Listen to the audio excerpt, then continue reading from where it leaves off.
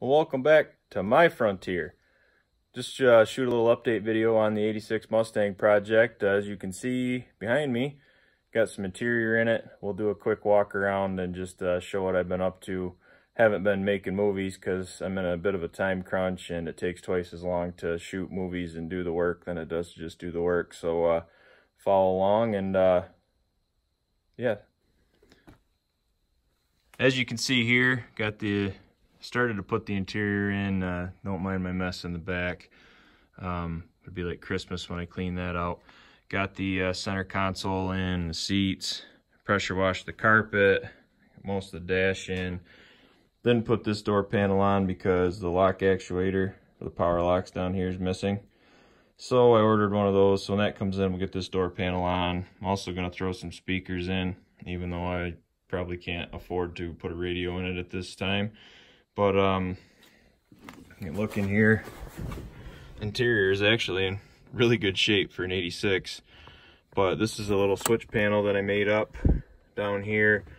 You got this is for the line lock, the 2-step, and then this is a fan override, and then the volt gauge, because the factory amp gauge it's over there on the bottom, isn't going to work because, well, I'll just be honest, I didn't know how to make it work and when I wired up the alternator. But we'll do a little quick test here. So basically this here gives you the line lock, and then you're clicking, that gives you your line lock, and then that right there gives you the line lock and the 2-step.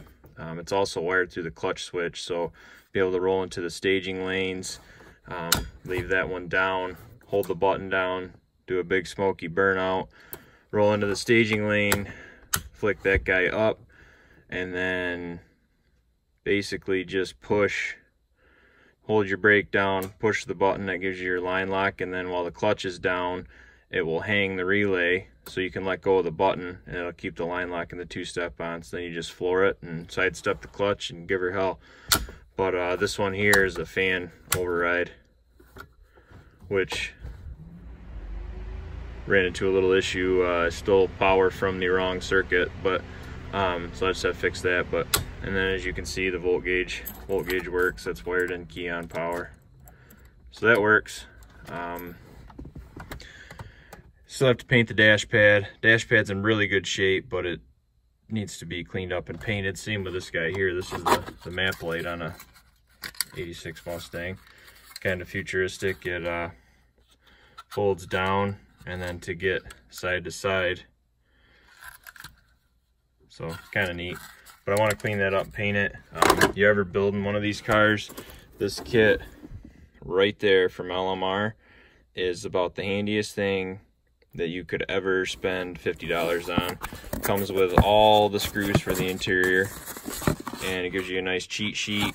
They're all in individual packages, well worth the $50. The only thing that didn't come with the screws to put the center console down, but nobody sees that anyway, so who cares. That's one of the door panels that I got.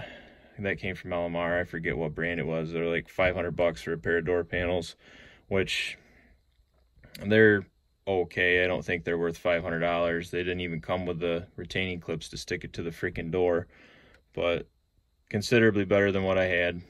I guess I don't really regret it because they do look nice. I screwed up and went to Carlisle and didn't buy the gray armrests. A couple sets down there. I should have just bought them. I have blue ones and I've got paint, so we're gonna paint them gray. Keep walking around here. The motor's all wired. I gotta just use some P-clamps to kind of dress them up a little bit. Come around this other side, and this has been Creative Wiring 101 here, but I have everything tucked up nice. I had to run an MSD tack adapter, which I haven't been able to test because I can't make the car run, but there's my fan controller right there. MSD tack adapter. I ran the batteries in the trunk, so I ran this great big 1/0 cable up to this stud, which basically I used some riv nuts and just mounted it to the fender there. And then, you know, it gives you a nice, because these cars originally had the solenoid that mounted on the fender, so they had a stud, you know, for all your fusible links and everything. So that's system I used there. I didn't use it on for the ground because I just used a riv nut and a bolt. But the brake lines are all ran. However, I ran into an issue gutting the proportioning valve.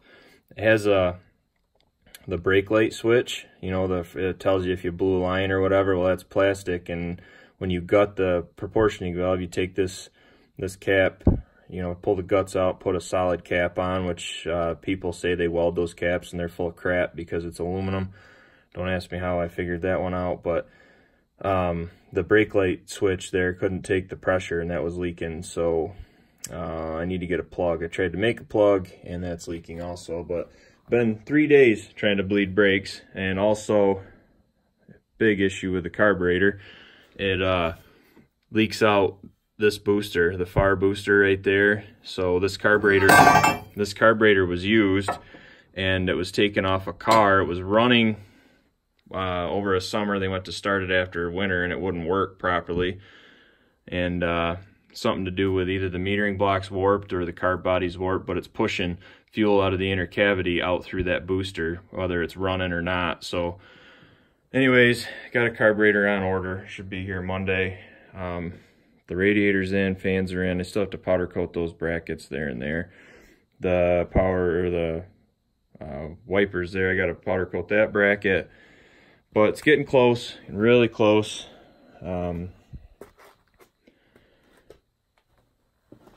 Yeah, it's getting close. It got to get underneath it. The rear suspension, all that's in. You probably won't be able to see that because there's no light under there, but the rear suspension's all in, bolted down. It's got the runs a stock sway bar, and then it's got Steeda sway bar, which is made by Adco, which is an add-on. But everything's in the back. I'm gonna have to come up on the rear ride height because it's settled a little bit. I just need to nut and bolt the front, clean up the fuel lines on the other side, bolt the tranny in. It's another piece of advice I could give anybody if they've made it this far in the video is before you put the exhaust and everything in, make sure that the transmission mount is bolted to the transmission, and then bolt it to the cross member, because I didn't do that. Now I get to take the exhaust and everything back out. If I had more light, I'd show you the underside. I couldn't run tailpipes without extensive modifications with this Steeda 5-link 2 system in the back. They hit on everything, so I ended up finding a set of the used Mack 3-inch dumps. So it's running 3-inch dumps on it right now, which eventually I might try it for tailpipes because I really like the look of tailpipes. However, like I said, I'm on kind of a time crunch. So, but anyways, as always, thanks for watching. Hit that subscribe button, give me a thumbs up, leave me a comment, and I'll try and shoot some more footage as I go along, but we'll see. So anyways, thanks for watching.